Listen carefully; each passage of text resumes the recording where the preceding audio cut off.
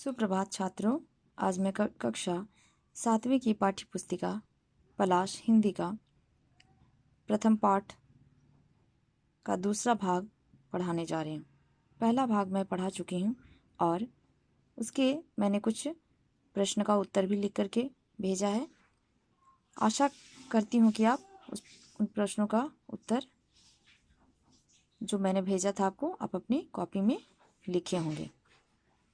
और इसके अलावा मैंने एक दो प्रश्न आपके लिए छोड़ रखा है जो आप इस भावार्थ को सुन करके लिखने का अभ्यास करेंगे। अगली पंक्ति है, माला बिखर गई तो क्या है, खुद ही हल हो गई समस्या, आंसू गर नीलाम हुए तो समझो पूरी हुई तपस्या। इन पंक्तियों में कवि गोपाल दास नीरज जी ने कहा है माला बिखर गई तो क्या। माला यहाँ पर क्षणिक भ्रम को लिया गया है। क्षणिक भ्रम, अगर हमारे मन में कोई भ्रम होता है, अगर वो भ्रम जितना जल्दी दूर हो जाए वही अच्छा है। अगर वो भ्रम दूर हो जाता है तो हमारे जीवन की समस्या खुद ही हल हो जाती है। इसलिए कवि ने कहा है माला बिखर गई तो क्या, खुद ही हल हो गई समस्या।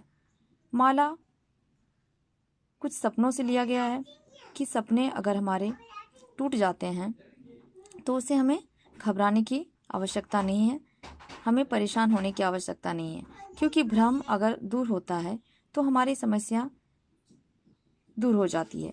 क्योंकि भ्रम के कारण जब हम भ्रम में जीते हैं तो बहुत सारी समस्या हमारे सामने उत्पन्न हो जाती है और हम वास्तविकता से दूर होते चले जाते हैं।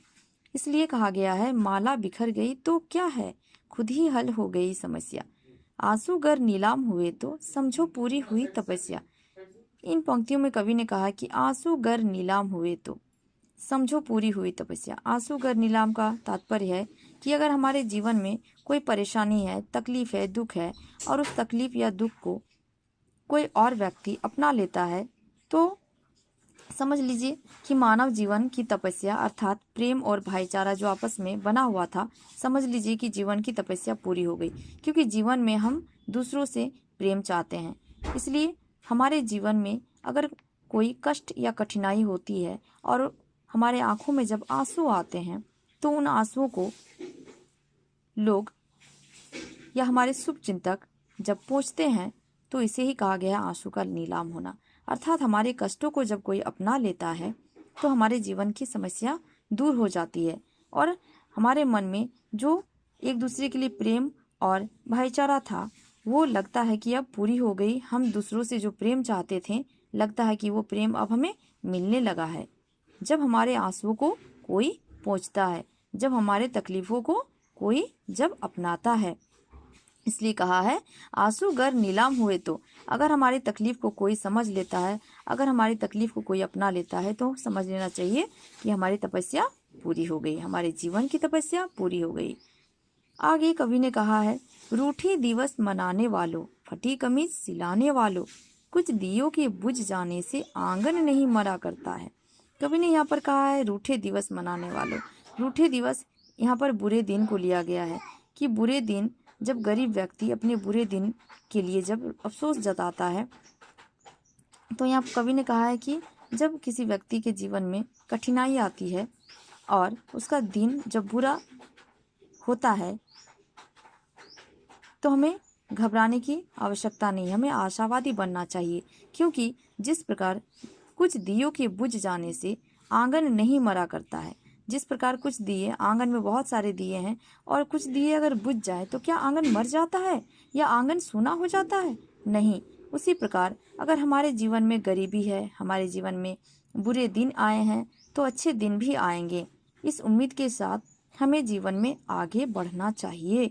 इसलिए कवि ने कहा है रूठे दिवस मनाने वालों, फटी कमीज सिलाने वालों, कुछ दियों के बुझ जाने से आंगन नहीं मरा करता है। अगर आंगन में कुछ बहुत सारे दिए जल रहे हैं, उनमें से अगर कुछ बुझ जाए तो आंगन को कोई फर्क नहीं पड़ता है। उसी प्रकार हमारे जीवन में अगर बुरे वक्त आते हैं तो बुरे वक्त भी टल जाएंगे, क्योंकि दिन हमेशा या सब दिन एक जैसा नहीं रहता है। जीवन में उतार चढ़ाव आते रहते हैं, इसलिए हमें जीवन में आशावादी बनना चाहिए, हमें निराश नहीं होना चाहिए। तो बच्चों, आज ये भावार्थ सुन करके आप अपने कॉपी में लिखेंगे। मैंने ये भावार्थ आपको लिख कर भी भेजा है।